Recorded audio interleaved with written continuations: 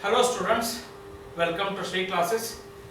Lecture number 3, life processes. Let us see, we look at the nutrition process in amoeba, paramecium and nutrition in human beings.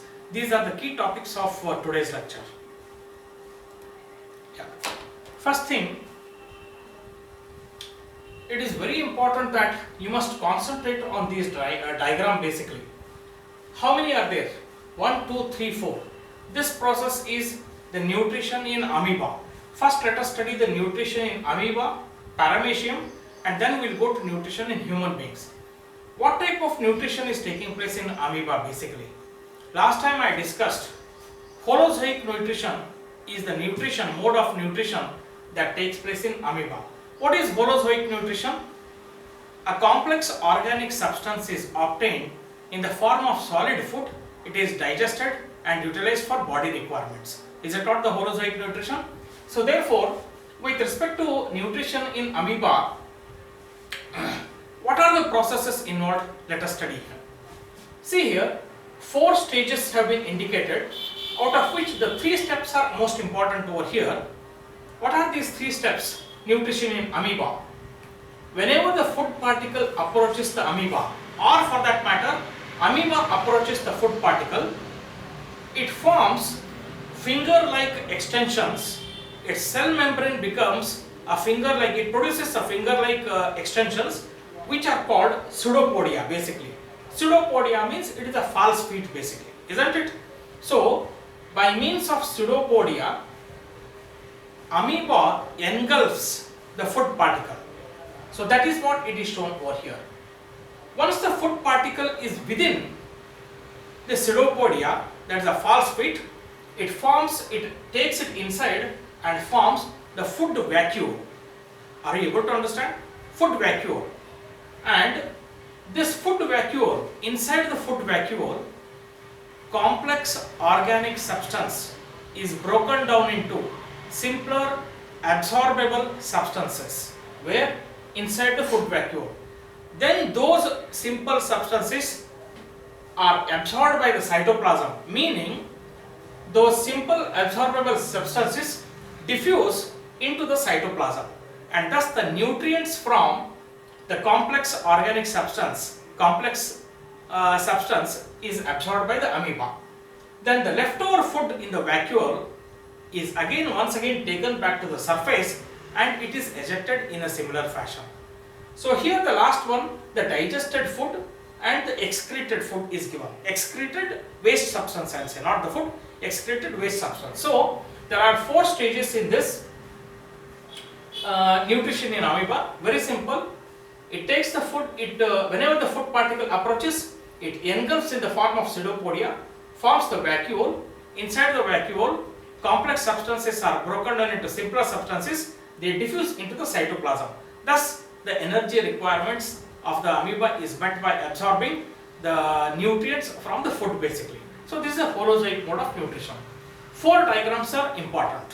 Whenever they ask you to draw the diagram, because you can expect the diagrams to be drawn in the exams, these 4 diagrams is important, very important. Okay, so you should know this practice also. What about in paramecium? See, paramecium has a particular shape basically, you know already. I could not place the paramecium here, the diagram. In your textbook it is given only couple of sentences on paramecium. So paramecium has a particular shape and all over the body fine hair-like projections are there which are called cilia. So basically the food is taken at a particular site. Whenever this food approaches paramecium, by the movement of cilia, the food particles are pushed towards a particular site where it will absorb. So this is how the nutrition takes place in a paramecium, which is given in your textbook in a couple of sentences. I think that is enough. Only thing is, in amoeba, food particle can be absorbed in any part of the surface, whereas in paramecium, the food particles are absorbed at a particular spot basically. That is the only difference which you must know it. Okay, fine. So please note down the diagrams also. Let's proceed to the next one. Yeah, nutrition in human beings. Very important, nutrition in human beings. This is the diagram taken from Rachana Sagar. This is the diagram present in your textbook. In order to understand the human digestive system, we must go through all the parts of the digestive system. First part, this particular part is a mouth, which is also called buccal cavity. The floor of the buccal cavity contains the tongue basically, which is a muscular in nature and very strong. Then mouth also has teeth basically. There are 32 teeth, like incisors, canine, molar and premolar teeth. Then comes esophagus. Basically this entire thing is alimentary canal. We are studying different parts of the alimentary canal. Alimentary canal is the single canal, basically a single tube, which is having different regions for different functions. So we are studying different regions of the alimentary canal, which extends from mouth to anus. Different regions we are studying now. So next comes the esophagus. Before this esophagus, there is one common passage called pharynx.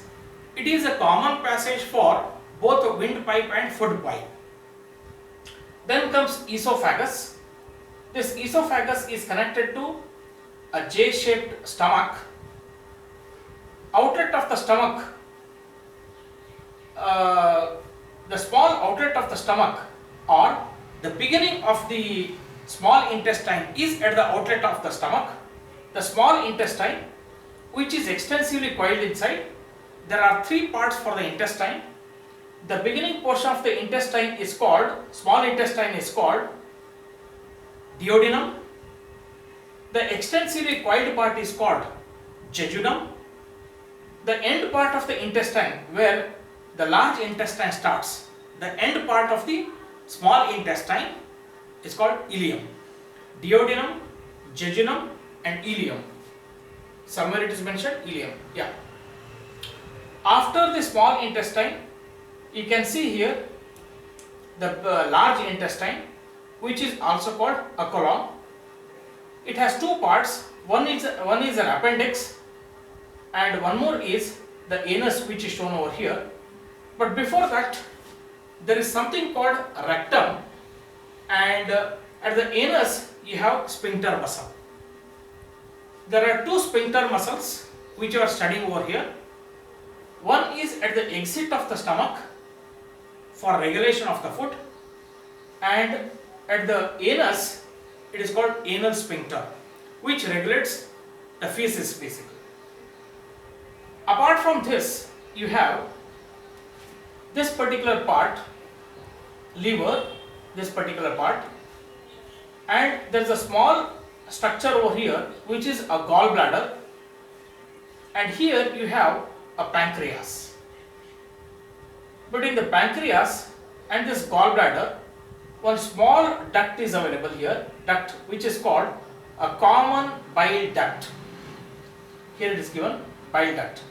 From this portion, it starts something like from here, it starts from here, this inside. That is a common bile duct. So these are the main parts of the human digestive system. Remember, here there is a diaphragm, and this entire stomach, liver, etc., this part is located in the abdominal cavity basically. And basically, if you look at the location of the stomach and the liver, see here, I make like this. This side is the right, this is the left. So therefore, this stomach is located at the left portion of the abdominal cavity. This is what the different parts of the alimentary canal. I hope you have understood the different parts of the alimentary canal, very important. Only thing is, in intestine, at least you should be able to distinguish between duodenum, which is the beginning portion of the intestine, small intestine I am talking about, and the extensively coiled middle part of the intestine is called jejunum. The end part of the small intestine is called ileum. After that one, the large intestine begins. At the end of the large intestine, you have a rectum and anus along with the sphincter muscle. So these are the different components of the human digestive system. Surprisingly, you can note here, there is only one common canal or a one common tube basically, which will take the different shapes, and at different regions different functions are performed. All are meant for digestion process, and therefore this entire alimentary canal is meant for digesting the food, digestion and absorption of the nutrients from the food basically, isn't it? So look at these things and then I will proceed to the next slide. Now we will study different parts of this digestive system, the secretions and their functions. First one, mouth. As I said, the mouth consists of tongue, which is a very thick muscular organ, 32 teeth. The teeth are used for grinding purpose, meaning the teeth are used for making the food particles or breaking down the food particles into smaller particles. Whenever we eat something, mouth watering takes place.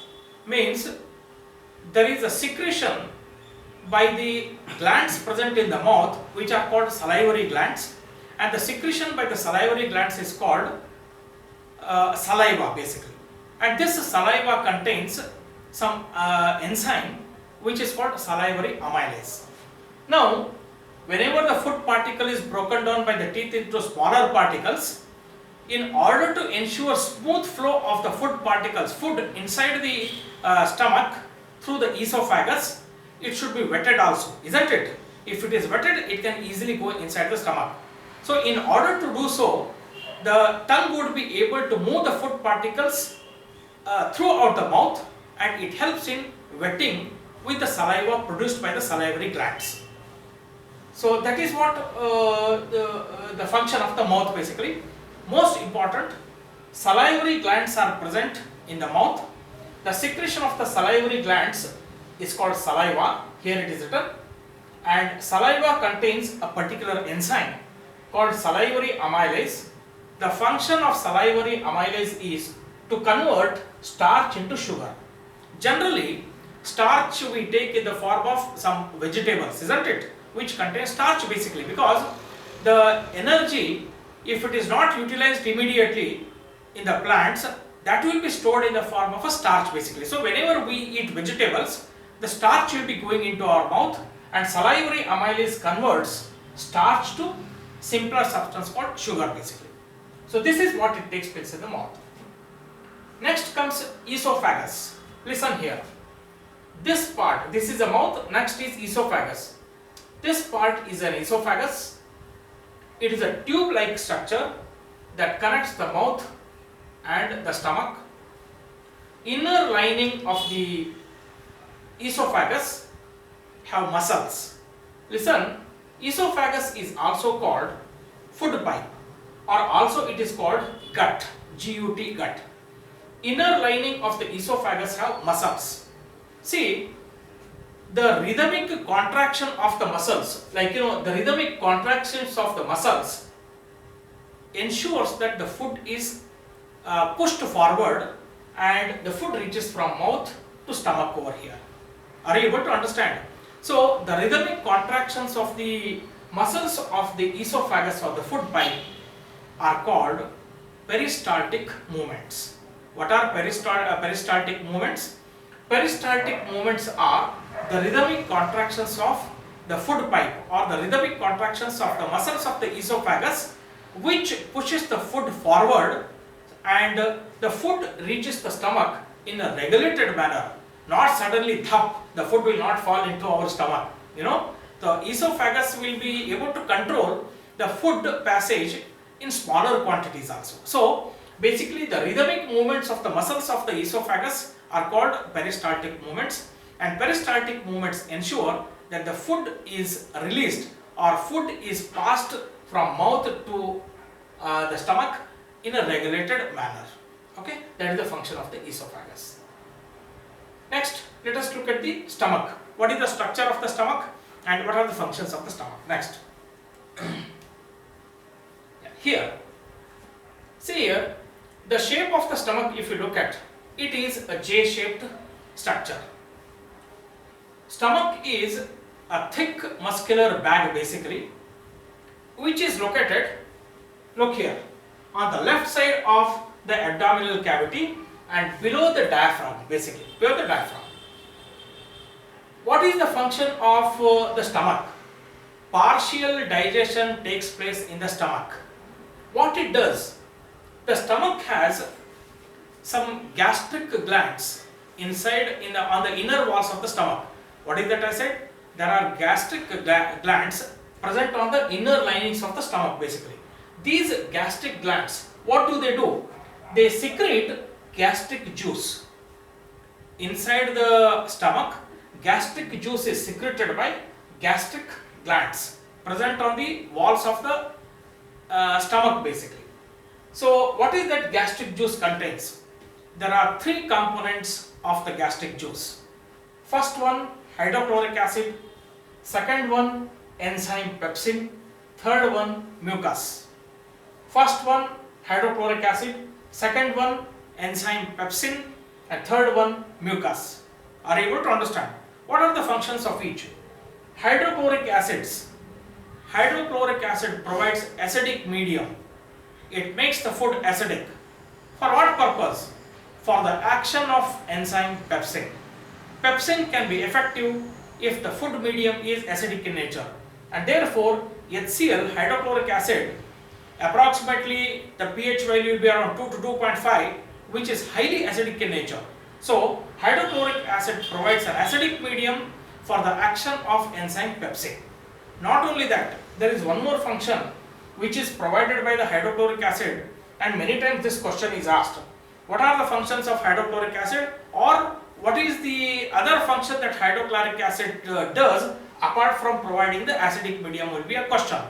So hydrochloric acid kills bacteria and other harmful pathogens also. I hope you are able to understand.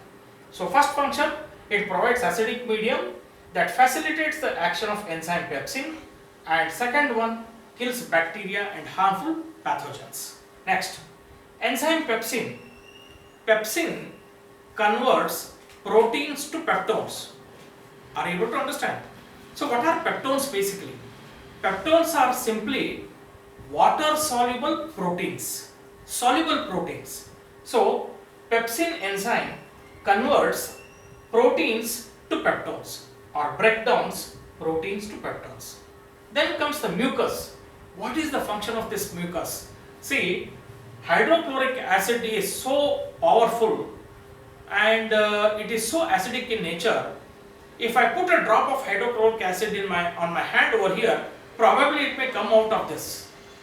That means it is so powerful, it can burn our skin instantaneously, and therefore, do you want burning of the walls of the stomach also should take place? No. And therefore, mucus is the one which protects the inner linings of the stomach by the highly corrosive action of the hydrochloric acid. So these are the three functions of the gastric juice secreted by the gastric glands which are present in the stomach. So please read this carefully and note down all the contents. Okay, then we'll go to the next section. I think you have noted down. Let us go to the next one. Small intestine. Here I have put a question here. Do we know? We must know all this information. Next, intestine. Where is the intestine here? We are talking about the small intestine. Listen here in the diagram. This is a J-shaped stomach. At the exit of the stomach, from here the small intestine starts. From here the small intestine begins like this and in the form of coil, then it joins the large intestine. I hope you are able to understand. The beginning portion of the small intestine is called duodenum. The central coiled portion is called jejunum. The end portion of the small intestine is called ileum. Is it clear? Next. Do we know? I will read this. These are important information you must know. The exit of food from the stomach is regulated by a sphincter muscle which releases it in small amounts into the small intestine. At the exit of the stomach, you have here a sphincter muscle. There are two sphincters which you are studying. At the exit of the stomach, at the anus anal sphincter. At the exit of the stomach, the sphincter muscles regulates the quantity of food that is released into the beginning portion of the intestine called duodenum. So the entry of food is regulated by the sphincter muscles into duodenum. The entry of food into duodenum is regulated by sphincter muscle, which is at the exit of the stomach. Next, small intestine is the longest part of the alimentary canal, which is fitted into a compact space because of extensive coiling. Complete digestion takes place in small intestine. Therefore, it is a very long coiled structure, extensively coiled and placed compactly inside the cavity basically. So, it is the longest part of the alimentary canal. Very important, which is you may get one more question. Which is the longest part of the alimentary canal? So, what will be the size do you think? Generally for human beings, they say about 20 feet long approximately, meaning about 6 meters in length approximately. You understood? Fine. The length of the small intestine differs in various animals depending on the food they eat. Very interesting. See, herbivores which eat grass, the grass contains a very tough substance called cellulose, or for that matter any vegetable eaters or any vegetable for that matter contains a cellulose, which is a very tough chemical substance. And therefore for herbivores the length of the intestine is quite large, is more compared to the one who are carnivores. Of course human beings are carnivores, okay, accepted, but we eat a lot of vegetables also, isn't it? And therefore in human beings also the length of the intestine is nearly 20 feet, about 6 meters in length. So for meat eaters such as tigers, lion, etc., the meat is very easily digestible and therefore the length is very short in them. So length of the small intestine depends upon the food we eat. For herbivores it is lengthier, it is shorter for carnivores. Please remember that. Next, the small intestine is the site of complete digestion of carbohydrates, proteins and fats. Remember, carbohydrates, proteins and fats are the complex substances present in the food, and the final complete digestion takes place in the small intestine. So you must know about these things, and which is important information, isn't it? So let's go to the next slide. Yeah, this is some components. Maybe you can pause the video and study this one. Basically this indicates here, there is a stomach here and liver is here, pancreas is here. The liver secretes bile juice, pancreas secretes pancreatic juice, and the bile juice secreted by the liver is stored in a gallbladder. Gallbladder secretes the bile juice into the duodenum. This is the duodenum, the beginning portion of the small intestine. So the bile juice is secreted into the duodenum by means of this small duct called common bile duct.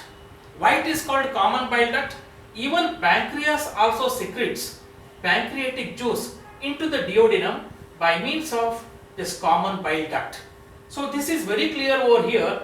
This duct is called the common bile duct, through which bile juice is secreted by the gallbladder and pancreatic juice is also secreted by the pancreas basically.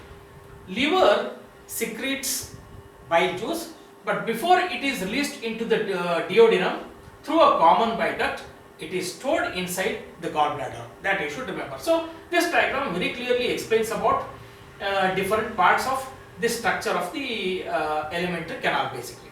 Is it clear? Fine. Next. Yeah, we are continuing with small intestine. Okay. Here important.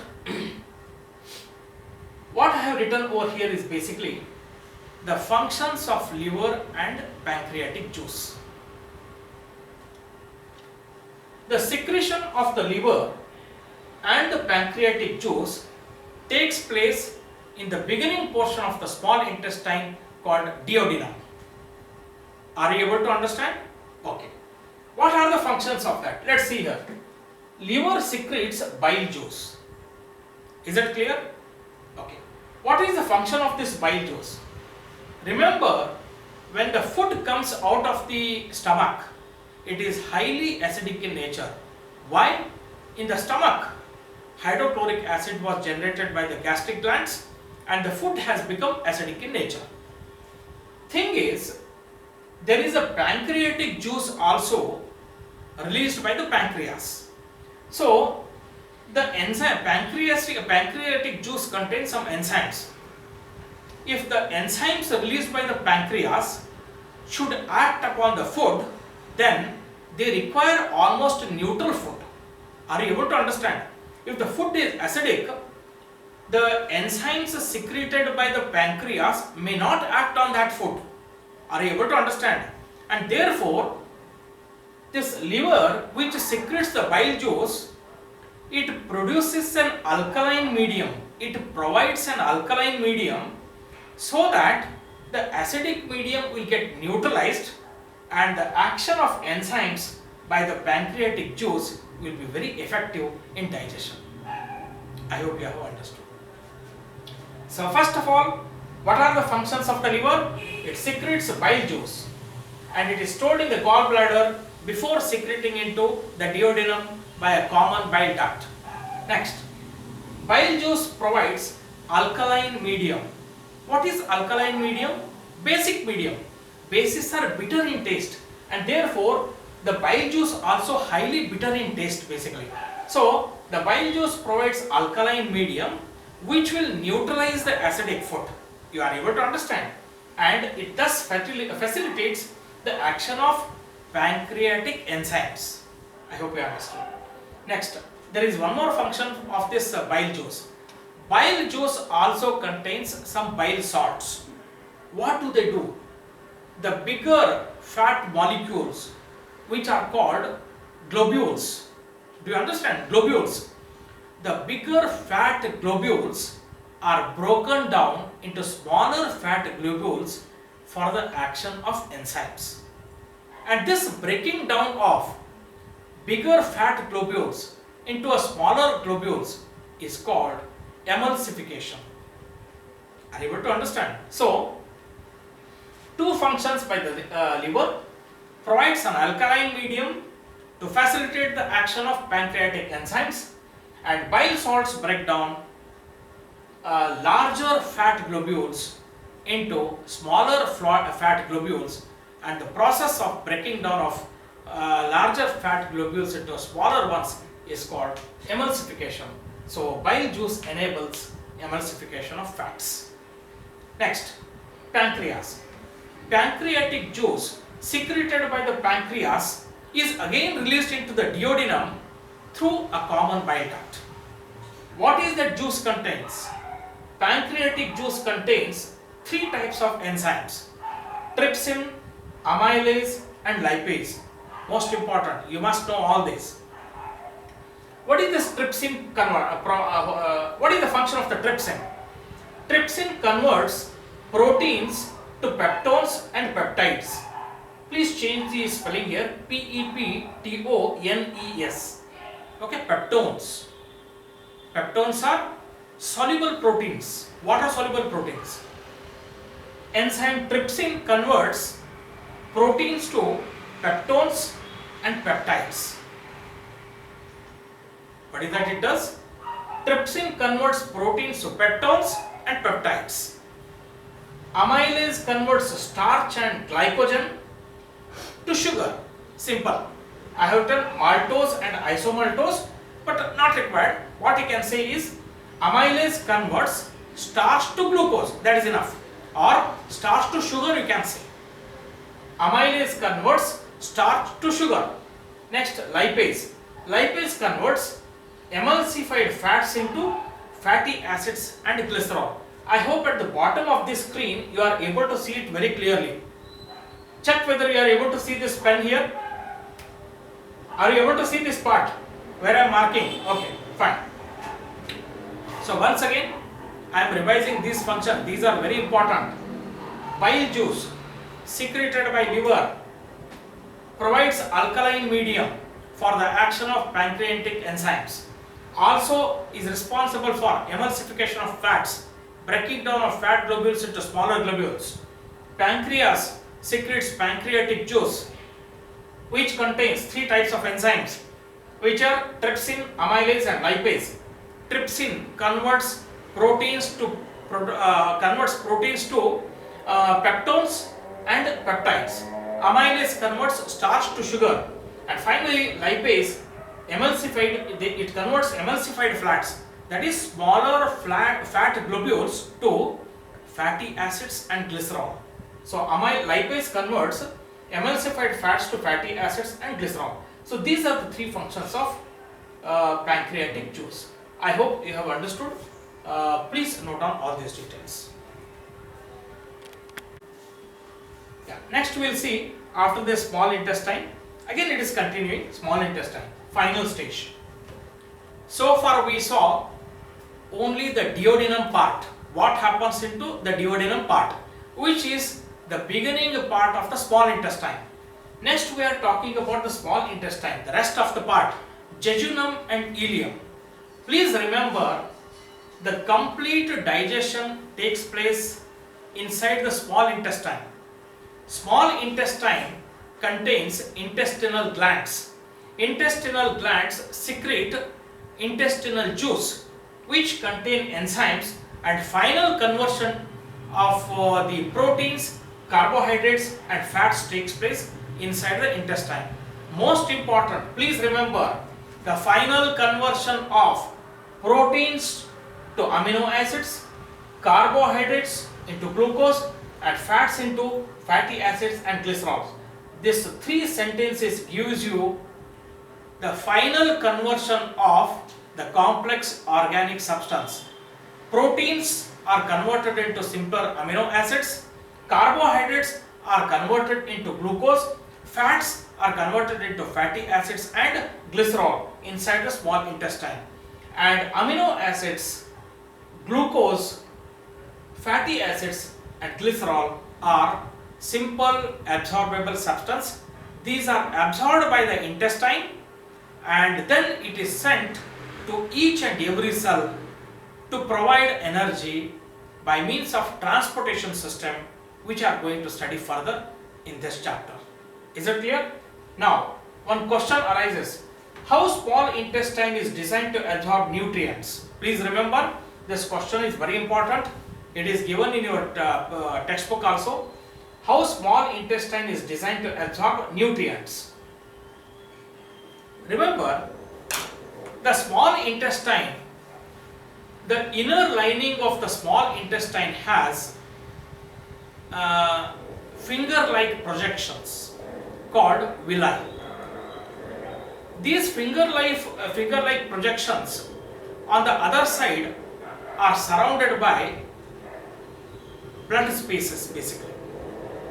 So finger-like projections provide larger surface area for the absorption of nutrients from the food, and this absorbed nutrients are transported through the bloodstream to different cells or different parts of the body. So how is this how small intestine is designed to absorb nutrients? Villi is the most important component, and that is the answer for this. I'll read how it is written. The digested food is taken up by the walls of the small intestine. The inner lining of the small intestine has large number of finger-like projections called villi, which increase the surface area for the absorption. What is the specific nature of the design of villi? The finger-like projections called villi provide larger surface area for the absorption of the nutrients. Please remember that. Okay. The villi are richly supplied with blood vessels on the opposite side. Do you understand? The villi are richly supplied with blood vessels which take the absorbed food to each and every cell of the body, where it is utilized for obtaining the energy. and building up new tissues and repair of old tissues. So this is the answer for this question. And read and note down all the details. Let me check the next slide. Yeah. Finally, we are at the large intestine part, which is the end part of the alimentary canal basically. So the large intestine, here you can see, this is a large intestine, and this large intestine is in the form of inverted U shape. Are you able to understand? The large intestine is in the shape of inverted U, and it is also called colon. Clear? What happens? See, the unabsorbed food, that means from the small intestine, the unabsorbed food is taken up into the large intestine, and if at all, if there is any excess water and all, that excess water is absorbed by the large intestine and it is sent back to the bloodstream for the transportation, and finally the undigested food is excreted through anus, and it is regulated by a sphincter muscle called anal sphincter. This is how the entire digestion process takes place inside the human body. I hope you have understood. Please read it carefully and note down. In my next lecture, I will take up the respiration system. Thank you very much.